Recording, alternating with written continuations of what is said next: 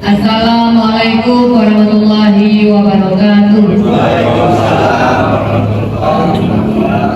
Alhamdulillahirabbil alamin wassalatu wassalamu ala asyrofil anbiya'i wal mursalin sayyidina wa maulana Muhammadin wa ala alihi wa sahbihi ajma'in. Amma ba'du. Yang saya hormati Dandim 0605 Subang beserta jajaran, yang saya hormati penyuluh dari Kemenang Kabupaten Subang, terima kasih hadir. Nah, baru saya mau keluar tadi Ketua APC. Yang saya hormati Ketua APC Kabupaten Subang bersama seluruh pengurus yang hadir pada malam hari ini. Saya lupa tadi juga ada Pak Camat ya, mohon maaf. Pak Camat, terima kasih sudah hadir di forum ini. Tentunya selalu kita panjatkan puji syukur kehadirat Allah Subhanahu wa taala.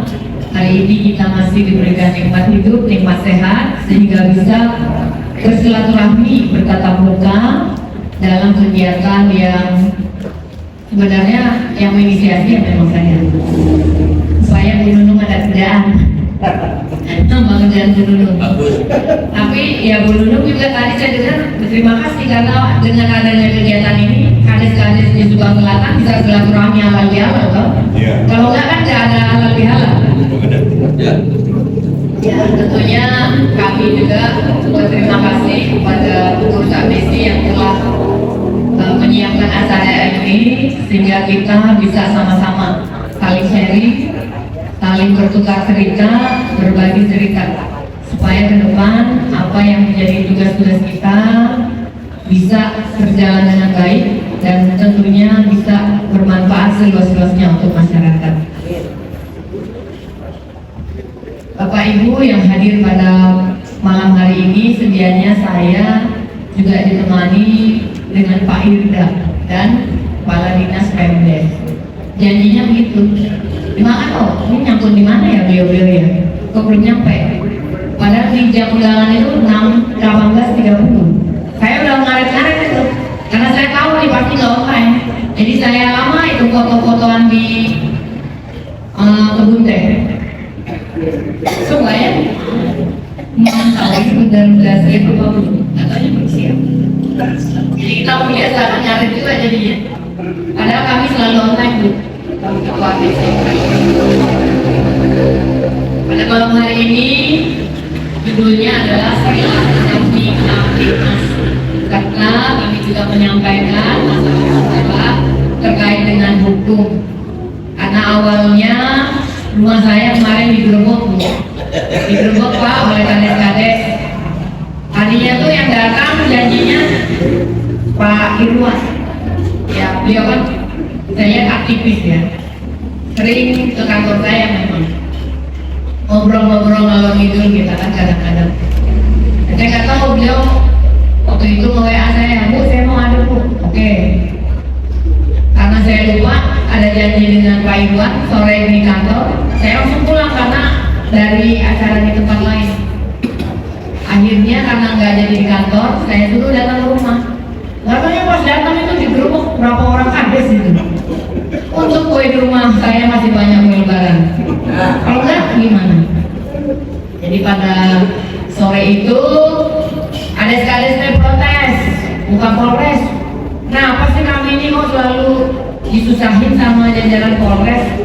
Diminta data ini, data itu, informasi ini, informasi itu, keterangan ini, keterangan itu. Jadi kami mau begini-begini jadi males. Ya saya bilang, masalahnya apa? Cerita dulu. Yang salah anggota saya, apa salah Bapak Ibu?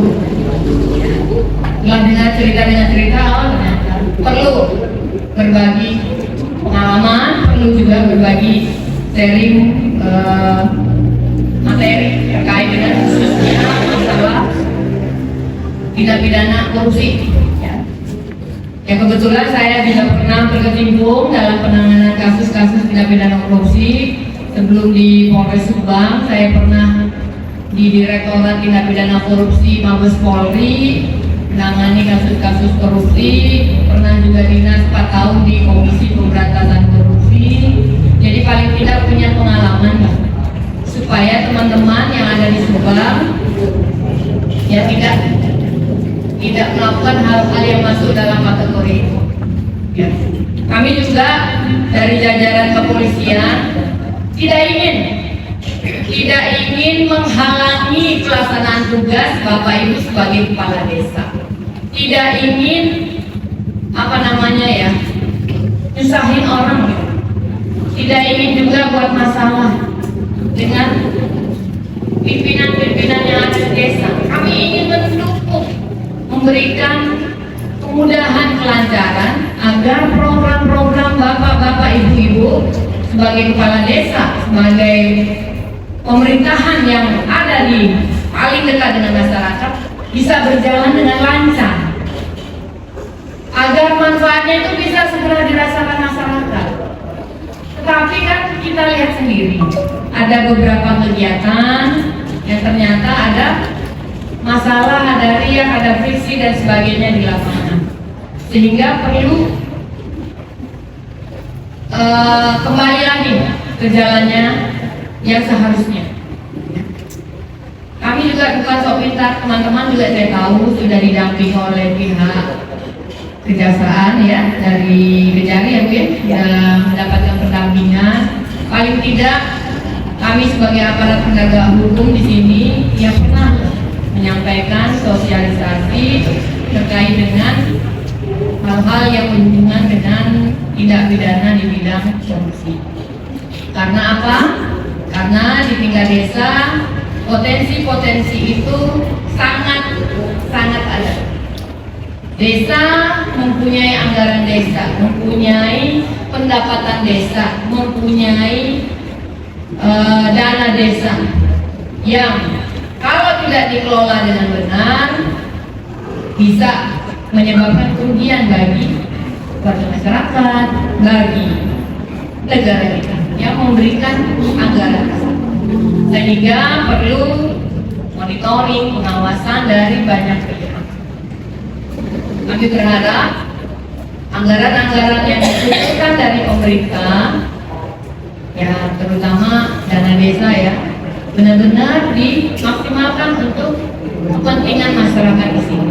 Silakan digunakan untuk kepentingan stunting, penanganan stunting, atau pengentasan kemiskinan ekstrim, atau masalah-masalah lain yang bisa didanai dengan dana desa. Nah, bersama Bapak Indra, selamat datang. Silakan Pak Indra.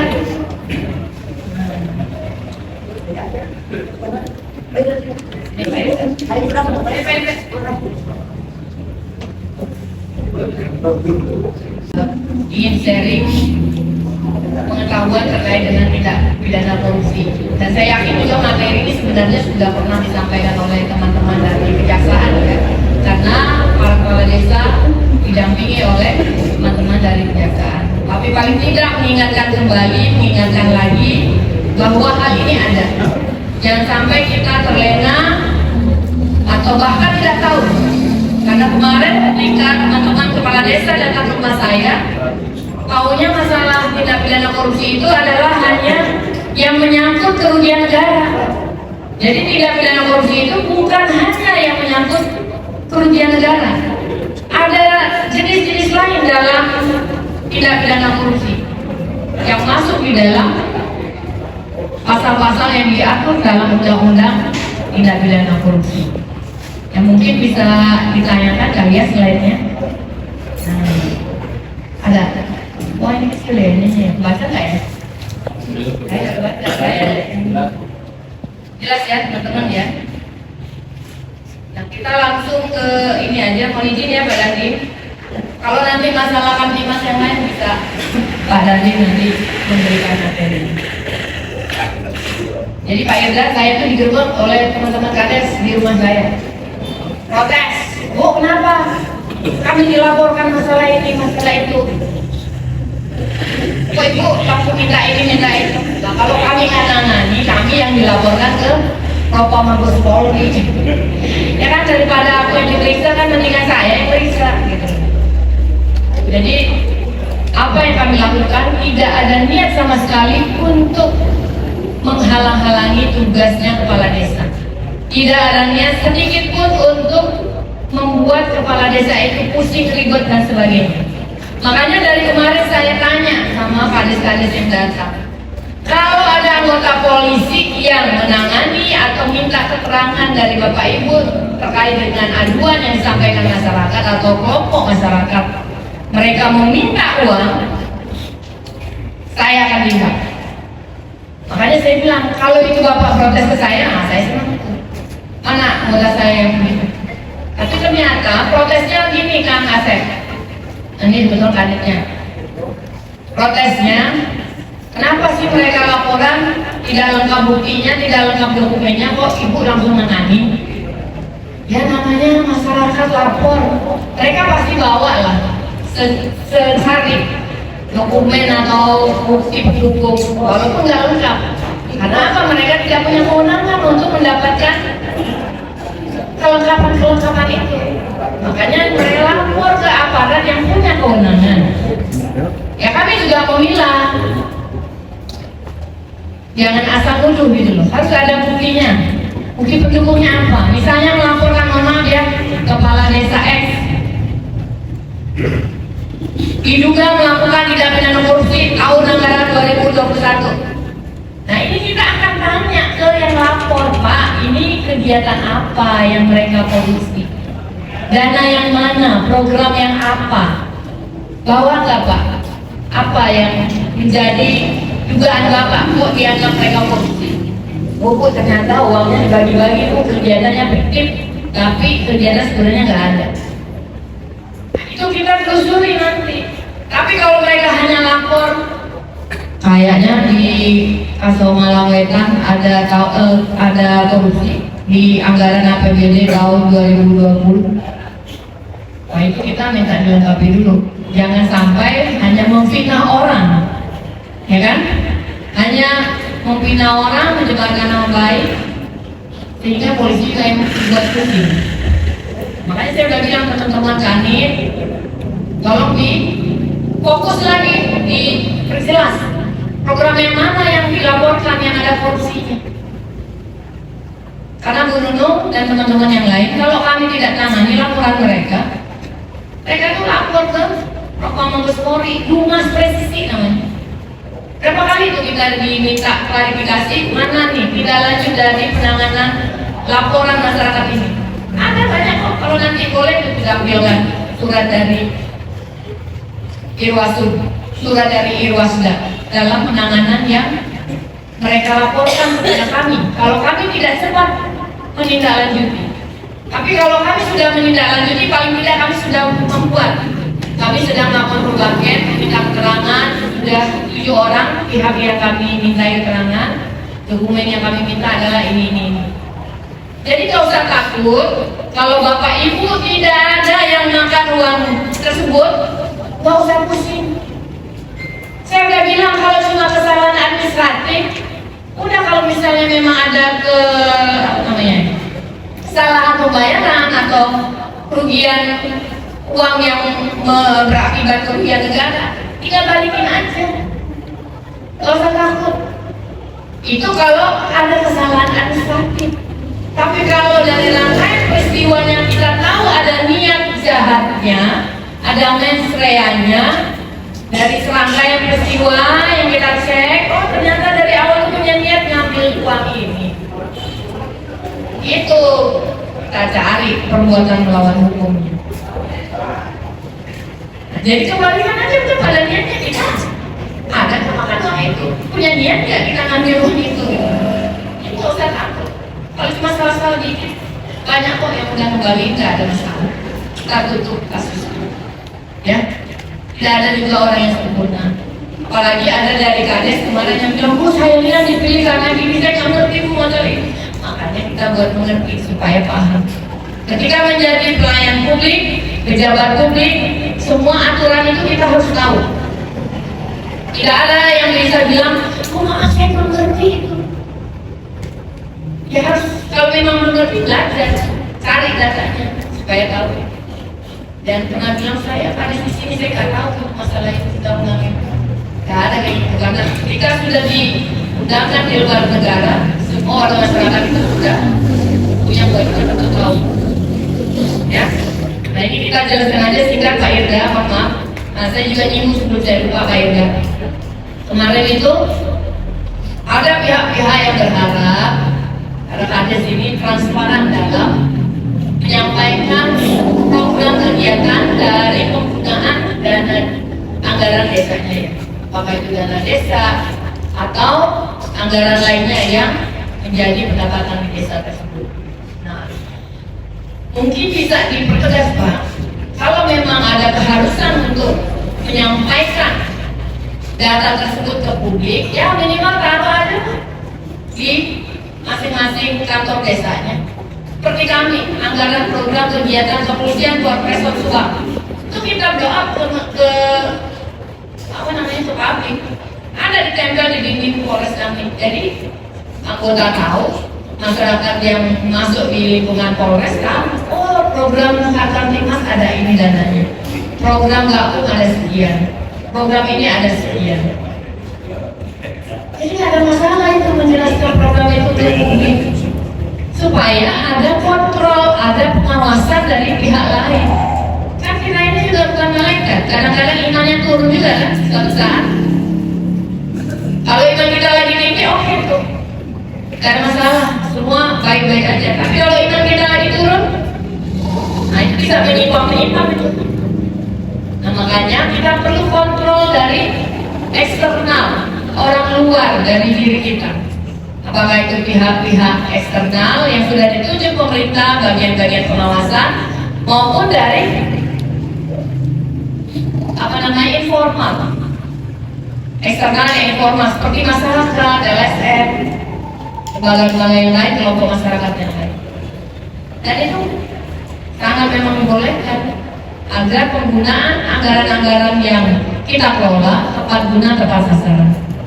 Baik, perlu kami sampaikan bahwa di dalam tindak pidana korupsi sesuai dengan Undang-Undang Korupsi Nomor 31 Tahun 99 yang diubah dengan Undang-Undang Nomor 20 Tahun 2001, ada beberapa jenis, ada 7 jenis lah ya, 7 jenis kelompok tindak pidana korupsi. Yang pertama, yang ada unsur kerugian negaranya,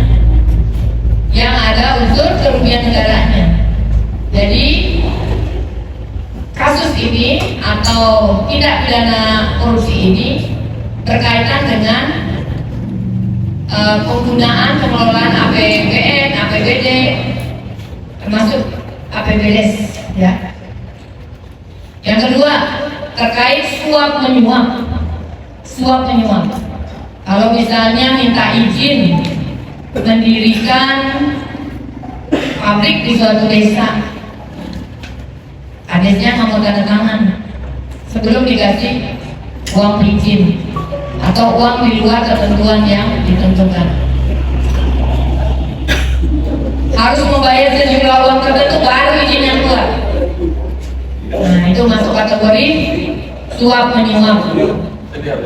Saya diatur di pasal 5, pasal 11, pasal 13, pasal 12, ABD masuk di situ. Kemudian penggelapan dalam jabatan yang jadi bendahara desa, menggelapkan anggaran yang dia kelola untuk kepentingan pribadinya atas perintah kepala desa. Nah, itu masuk dalam penggelapan dalam jabatan. Kemudian perbuatan curang itu kalau misalnya dalam pengadaan barang dan jasa, misalnya diatur sedemikian rupa supaya pihak tertentu yang menang sehingga dia mendapatkan keuntungan tertentu dari pihak yang menang tersebut. Jadi persaingannya seolah-olah ada persaingan, tetapi sebenarnya dilakukan kecurangan. Kemudian pemerasan. Nah, mirip-mirip suap menyuap, cuma pemerasan ini lebih kepada pemaksaan. Kalau pengurusan izin ini dia tidak memberikan sejumlah uang, pihak yang berwenang memberikan izin tersebut tidak mau tanda tangan. Nah, itu kan bentuk-bentuk pemaksaan supaya orang keluar uangnya. Kemudian benturan kepentingan dalam pengadaan. Misalnya dalam pengadaan barang dan jasa ada perusahaan anaknya yang ikut terlibat di dalam pengadaan barang dan jasa tersebut dan diupayakan dia menang. Nah, itu benturan kepentingannya. Kemudian gratifikasi. Nah, ini sudah sering ya, gratifikasi pemberian barang, fasilitas, uang, diskon tertentu kepada penyelenggara negara atau pegawai negeri dengan atau tanpa maksud tertentu. Nah, itu bisa masuk ke ranah ini. Jadi para kepala desa luas pengertian tindak pidana korupsi, tidak hanya yang berkaitan dengan kerugian negara. Jadi misalnya ada kegiatan pemerintah, program PPSM misalnya ya, misalnya di dalam pendataan, di sana ada pemalsuan dokumen, ada suap menyuap, itu bisa diproses di dalam tindak pidana korupsi. Memang nggak ada uang pemerintah itu, uang negara, anggaran daerah, APBD apa namanya, anggaran pendapatan daerah nggak ada sih. Tapi di dalam prosesnya tadi ada suap menyuap, ada pemalsuan dokumen dan sebagainya. Ini bisa masuk ke ranah ini.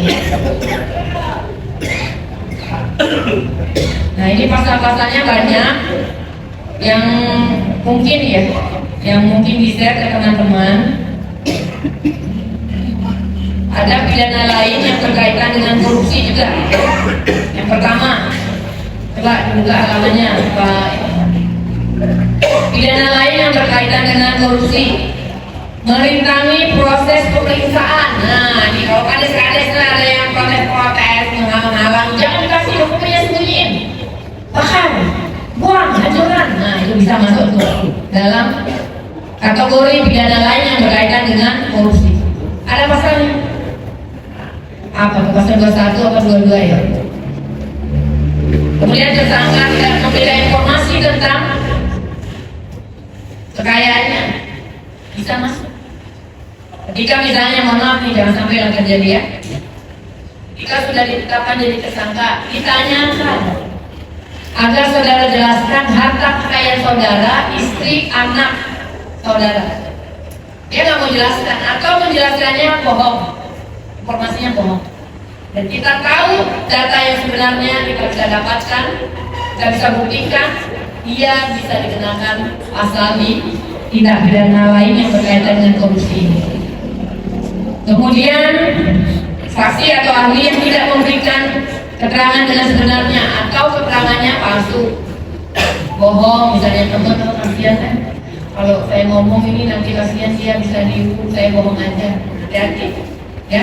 Jadi kalau jadi saksi, omongan aja yang benar, nggak usah bohong-bohong, nggak usah pura-pura nggak tahu, padahal bapak itu tahu. Itu bisa dikenakan dengan pasal ini.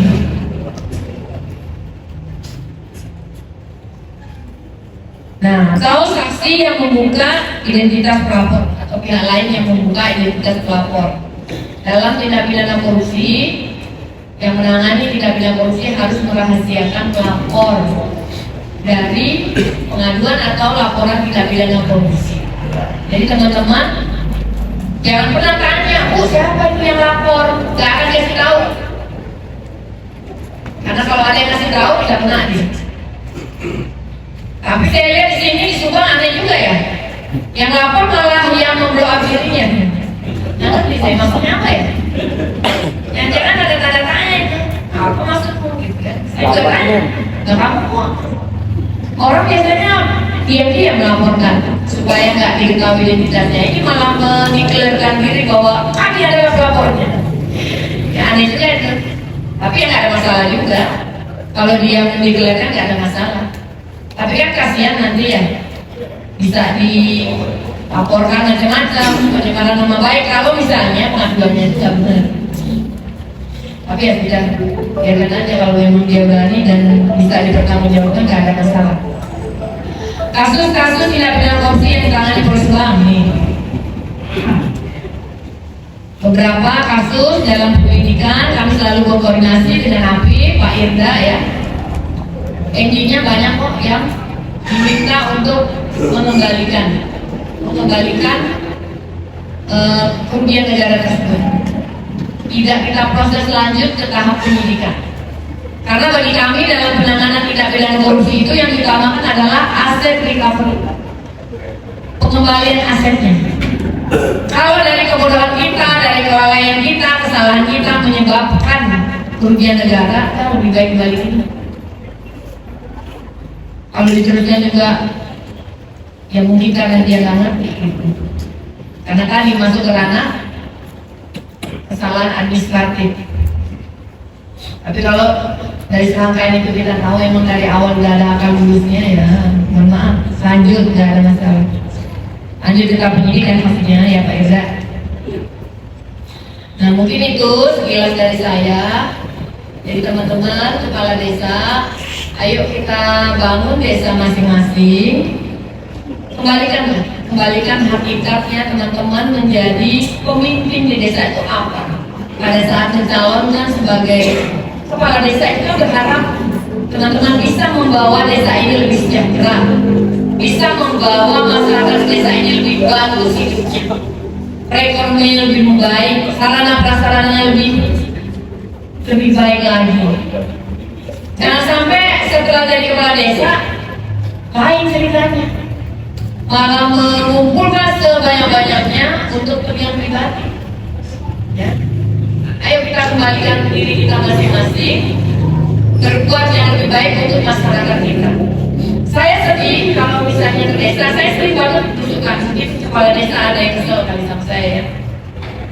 Tusukan ke desa, saya sedih kalau ada masyarakat desa itu yang hidupnya di saung-saung yang mau runtuh. Alas rumahnya itu masih tanah. Itu gimana ya? Saya tanya itu Pak, itu di sini udah berapa lama? Udah 30 tahun. Subhanallah, udah 30 tahun. Bukan dia orang baru di sini. Kalau orang baru kan mungkin dia urbanisasi dari tempat lain ya. Kalau udah 30 tahun tuh udah warga dibiarkan hidup kayak anak kambing di rumahnya. Ini gimana ya? Para kades artinya tergugah nggak untuk membantu mengentaskan masalah-masalah kemiskinan ekstrim ini? Ya paling tidak ada langkahnya, jangan hanya misalnya anggarannya nggak ada, ininya. Ya kita bukan ingin berbuat kejahatan. Apa yang bisa kita lakukan untuk membantu masyarakat seperti itu? Jangan sampai ada bencana angin puting beliung, hujan yang sangat ekstrim, rumahnya rontok pada malam hari, meninggal semua yang ada di rumah itu. Kan bahaya. Itu saya suka sendiri. Sampai saya tanya, Pak, apa sih yang boleh dibantu di sini? Kami sudah usulkan Bu untuk perbaikan perilakunya, tapi belum bisa. Masih yang sebelah sana ya.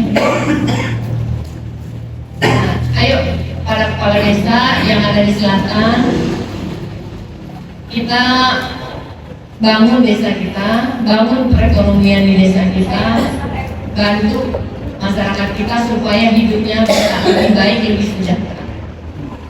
Karena kan sudah diangkat, diamanatkan, disumpah.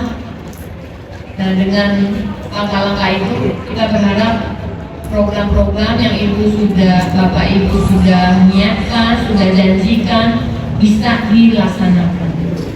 Mungkin itu dari saya. Teman-teman yang lain silakan menambahkan. Ya semoga ke depan kita bisa lebih baik lagi, lebih saling bisa bahu membahu. Teman-teman boleh kok WA saya, koordinasi, sharing boleh. Saya tidak menjawab apa yang keluarga masyarakat WA ke saya. Nggak pasti saya jawab, pasti segera saya tidak lanjuti. Kalau belum berhasil ya bukan berarti adanya saya belum melaksanakan itu, pasti karena ada kendalanya. Jadi kalau kami juga untuk membantu melihat wajah masyarakat sekitar, karena nggak bisa mata polisi ada di mana-mana. Kami sudah membentuk polisi RW kemarin, berharap masyarakat itu bisa lebih dekat dengan polisi, curhat apa, ada masalah apa yang bisa dibantu. Sehingga kalau ada masalah yang bisa kita selesaikan, segera dituntaskan. Jangan tunggu besar masalahnya, baru kita koyok, itu udah capek nanti, udah mahal ongkosnya. Tapi kalau masih kecil, kita selesaikan, insya Allah ongkosnya tidak mahal. Artinya energi kita tidak terkuras lebih besar lagi. Ya, silakan teman-teman yang sudah didatangi polisi RW kami, sharing koordinasi, masukkan mereka ke dalam grup RW Bapak Ibu, supaya bisa memberikan informasi, kesempatan informasi kalau ada masalah. Kalau ada untungnya nggak usah di-share, kalau ada masalah boleh di-share. Ya, jelas ya Bapak Ibu. Mungkin itu dari saya. Sekali lagi terima kasih sudah diadakan forum ini. Semoga ini menjadi media untuk kita saling bersilaturahmi. Demikian, lebih kurangnya mohon maaf. Saya akhiri. Wabillahi taufiq wal hidayah. Wassalamualaikum warahmatullahi wabarakatuh. Waalaikumsalam.